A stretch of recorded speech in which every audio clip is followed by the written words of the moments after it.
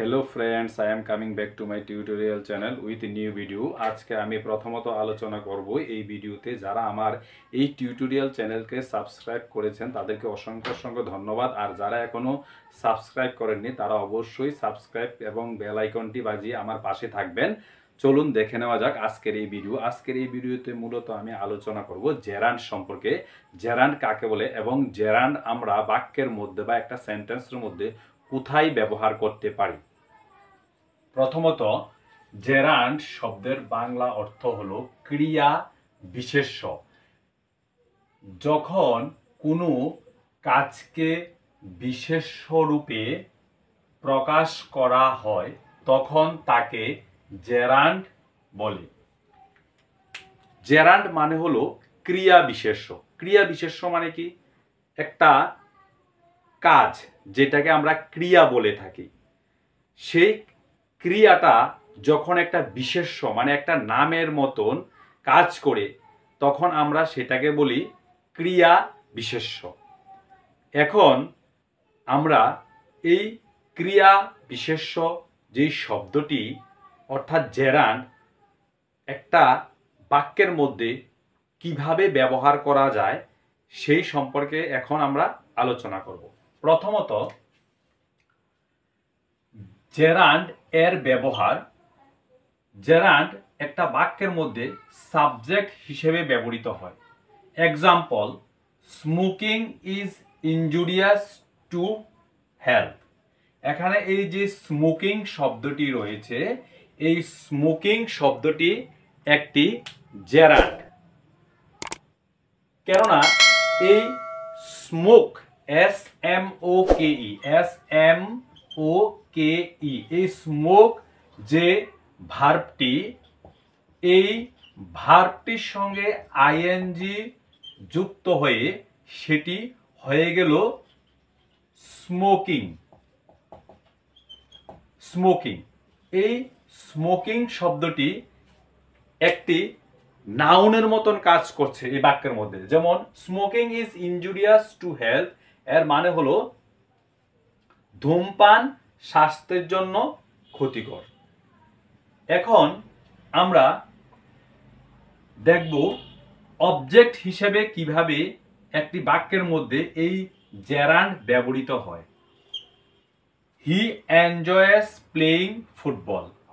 এখানে এই যে প্লেইং শব্দটি রয়েছে, এই প্লেইং শব্দটি একটি জেরান্ড। সেটি এই বাক্যের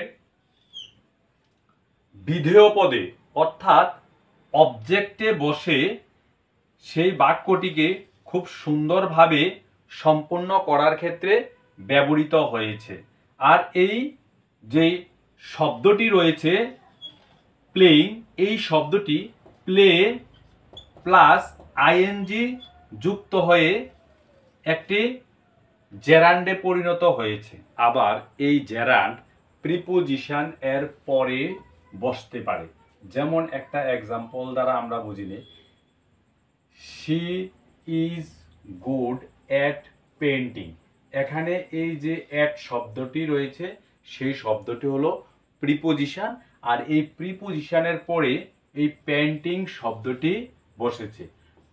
PAINT, পেইন্ট প্লাস আইএনজি, এই পেইন্টের সঙ্গে আইএনজি যুক্ত হয়ে পেইন্টিং শব্দটি হয়েছে। এখানে আমাদের একটা জিনিস মাথায় রাখতে হবে, যদি কোনো একটা ভার্বের সঙ্গে আইএনজি যুক্ত হয়, আইএনজি যুক্ত হয়ে একটা বিশেষ্য পদে পরিণত হয়, তখন আমরা সেই শব্দটাকে অবশ্যই বলতে পারি জেরান্ড।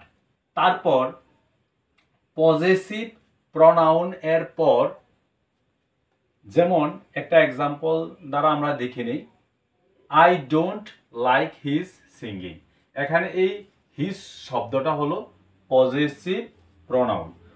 পজেসিভ প্রনাউন বলতে আমরা বুঝি যখন কোনো একটা শব্দ দ্বারা মালিকানা বোঝায় অথবা অধিকার বোঝায়। এখানে এই হিজ শব্দটি হিজ সিঙ্গিং মানে তার যে গান, সেই জন্য আমরা এই যে সিঙ্গিং শব্দটি রয়েছে সেই শব্দটিকে একটি অবশ্যই জেরান্ড বলতে পারি। চলুন দেখে নেওয়া যাক এখন জেরান্ড এবং পার্টিসিপলের মধ্যে পার্থক্য কি, কিভাবে আমরা বুঝতে পারবো কোন বাক্যের মধ্যে ব্যবহৃত কোন শব্দটা জেরান্ড রূপে ব্যবহৃত হয়েছে এবং কোন শব্দটা পার্টিসিপল রূপে ব্যবহৃত হয়েছে।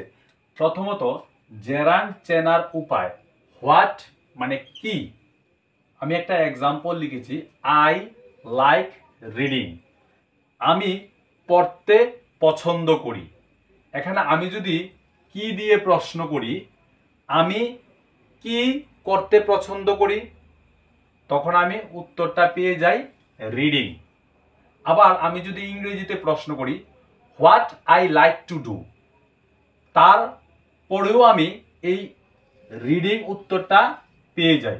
যদি আমরা কি দ্বারা প্রশ্ন করি, এই কি শব্দটি দিয়ে প্রশ্ন করলে যে উত্তরটি পাওয়া যায় সেই উত্তরটি হবে জেরান্ড। তারপর পার্টিসিপল চেনার উপায়। পার্টিসিপল চেনার উপায় হলো হোয়াট কাইন্ড অফ মানে কেমন, হু কে, হুইচ কোনটি। আমি একটা এক্সাম্পল লিখেছি, I saw A running man. এখানে এই যে রানিং শব্দটি রয়েছে, আবার এখানে একটি ম্যানও রয়েছে শব্দ। এখানে আমি একটি দৌড়ানো লোককে দেখেছিলাম। যে লোকটা কি করছিল, দৌড়চ্ছিল, সেই লোকটাকে আমি দেখেছিলাম।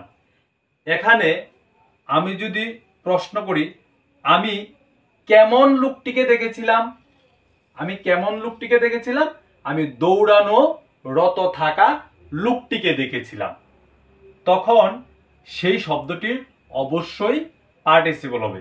কেননা আমরা এখানে কেমন দিয়ে প্রশ্ন করেছি। যদি আমরা কেমন, কে, কোনটি এইগুলি দিয়ে প্রশ্ন করি, তখন আমরা যেই উত্তরটা পাই সেটা অবশ্যই একটি পার্টিসিপল হবে।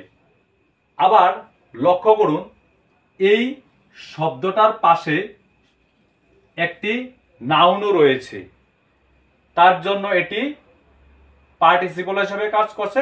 পার্টিসিপল মানে হলো অ্যাডজেক্টিভ হিসেবে এই বাক্যের মধ্যে এটি কাজ করছে, আর এখানে তার পাশে একটি নাউন রয়েছে, ম্যান নামক যে শব্দটি, সেটি হলো একটা নাউন।